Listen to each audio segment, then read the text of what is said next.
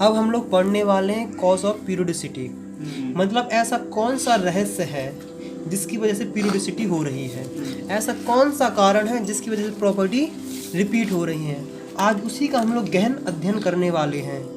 तो चलिए शुरू करते हैं। तो कॉजेस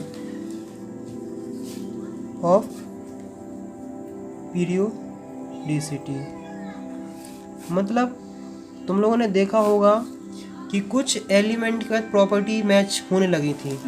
जैसे एस ब्लॉक के अंदर जो एलिमेंट आते हैं, जैसे फर्स्ट ग्रुप मानते हैं, तो उनकी देखना ऊपर से लेकर नीचे तक पूरी प्रॉपर्टी मैच कर रही थी। हाइलिना ने की रब से फरियाद बेटा मांगे कार स्कूटर पोएम डाल चुके हैं। मतलब ऊपर से तुम नीचे देखोगे तो सबकी प्रॉपर्टी मैच करेंगी। पहली प्रॉपर्टी तो यही मैच करती है कि सब रिएक्टिव हैं। दूसरी प्रॉपर्टी ये मैच करती है कि सबके आखिरी में एक इलेक्ट्रॉन है। ये प्रॉपर्टी नहीं, मतलब इस वजह से बताएं कैसे करती है।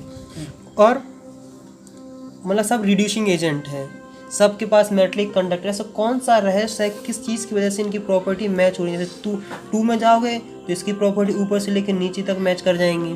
तो उन्होंने तो देखा कि ऐसे क्या कारण है जिसकी वजह से पीरियोडिसिटी मैच कर रही है। तो सबसे पहले हम समझते हैं कि पीरियोडिसिटी का मतलब आखिरकार होता क्या और इसकी व्याख्या या डेफिनेशन क्या है। वैसे मेरी हिंदी इतनी अच्छी है ना जिसकी कोई हद नहीं है, और इंग्लिश तो उससे भी अच्छी है। तो जहाँ समझ में नहीं आए तो ध्यान से देखते जाना, मतलब सुनते जाना। मतलब मैं ऐसा था कि मैंने बोर्ड में इंग्लिश से ज़्यादा हिंदी फोकस किया था 10th क्लास में। और क्या बोलते हैं, इंग्लिश तो फिर आती ही नहीं है, रिकरेंस। इसलिए मुझे बताते रहे ना कि मैं क्या बोल रहा हूँ। Of similar properties of the element. मतलब ये डेफिनेशन लिख लो, क्योंकि कभी ना कभी तुम लोग की डेफिनेशन कहीं ना कहीं काम आ जाएगी। जब रिवीजन में करो तब ये लिख लेना कभी है। After certain regular interval. इतना ही तो बहुत है यार, मुझे इतना ही सा मतलब समझाना है। देखो हम लोग अगर स्कूल की टाइमिंग से एक चीज़ देखोगे, तुम एक चीज़ देखोगे कि हर 40 मिनट बाद घंटी बजती है कि नहीं। मतलब ऐसा क्या रहस्य था कि हर 40 मिनट के बाद घंटी बजनी थी। तो मतलब उन्होंने फिक्स कर दिया है कि आपको देखो पहली घंटी बजेगी, उसके 40 मिनट बाद दूसरी घंटी बजती है, उसके 40 मिनट बाद फिर तीसरी घंटी बजती है। तो ये पीरियड ही तो है। जैसे हम लोग कहते हैं कि first period, second period, third period, fourth period. तो एक पीरियड का उनकी एक काम है कि हाँ एक पीरियड के बाद मतलब टीचर चेंज होता जाएगा। मतलब यहाँ प्रॉपर्टी क्या है, टीचर चेंज होना। मतलब हर 40 मिनट क्या हो रहा है कि टीचर चेंज हो रहा है। ऐसे ही हर कुछ एलिमेंट के बाद इस वाले एलिमेंट से प्रॉपर्टी मैच करने लगी। तो उन्होंने आखिरी में देखा कि ऐसे कौन सा बात है, क्या मतलब कैसी क्या चीज़ है जिसकी वजह से प्रॉपर्टी मैच कर रही है। अब तुम सब लोग जानते हैं कि मॉडर्न पीरियोडिक टेबल हम पढ़ रहे हैं। और मॉडर्न पीरियोडिक टेबल जो हम पढ़ रहे हैं उसका बेस क्या है, एसपीडीएफ इलेक्ट्रॉनिक कॉन्फ़िगरेशन। देखो कुछ सीखो ना सीखो 11th क्लास में, लेकिन एसपीडीएफ इलेक्ट्रॉनिक कॉन्फ़िगरेशन हर हाल में सीख लेना।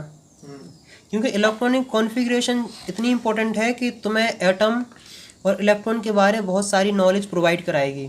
अगर इलेक्ट्रॉनिक कॉन्फ़िगरेशन तुम्हें अच्छे से आती है तो तुम कुछ भी कैसा भी कठिन से कठिन टॉपिक समझ जाओगे। अगर वो नहीं समझ में आएगा तो तुम्हें दिक्कत हो जाएगी। तो एसपीडीएफ तो सबसे पहले अगर हम जाते हैं। अब देखो एक चीज़ जान लो, मान लो एटम है। एटम में क्या होता है, न्यूक्लियस होता है जिसमें प्रोटॉन और न्यूट्रॉन होते हैं और इलेक्ट्रॉन होते हैं। अब मैं तुम्हें एक बात बता दूं कि जो न्यूक्लियस होता है वो किसी भी रिएक्शन में पार्टिसिपेट नहीं करता है।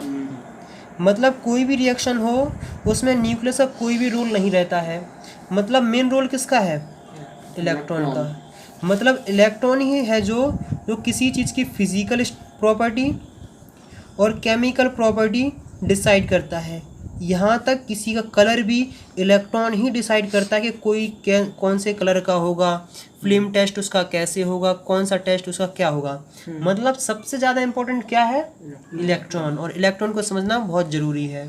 इलेक्ट्रॉन को अगर ढंग से समझना है तो सेकेंड पीरियड का आप थोड़ा दर्शन करिए, मतलब सेकेंड चैप्टर का स्ट्रक्चर ऑफ एटम, उसमें आपको बहुत बेहतरीन तरीके से समझ में आएगा। तो उस चीज़ को सेकेंड चैप्टर को इतना मान लो कि केमिस्ट्री मतलब इलेक्ट्रॉन का बेस है, वहाँ से तो वो तो हर हाल में आना ही चाहिए, चाहे तुम्हें वो डबल नेचर मोल नेचर समझ में आए ना आए, लेकिन इलेक्ट्रॉनिक कॉन्फ़िगरेशन तो हर हाल में आना ही चाहिए। तो इतना हम लोग समझोगे कि नहीं? अब जैसे हाँ, तुम्हें इतना क्या बता चुका हूँ कि अगर किसी चीज़ में कलर भी है तो वो भी इलेक्ट्रॉन की वजह से ही है। इसका मतलब है कि कुछ ना कुछ तो ऐसा इलेक्ट्रॉन की वजह से हो रहा है कि इनकी प्रॉपर्टी मैच कर रहे हैं। इसका मतलब है कि किसी भी चीज़ के लिए रिस्पॉन्सिबल कौन है? इलेक्ट्रॉन।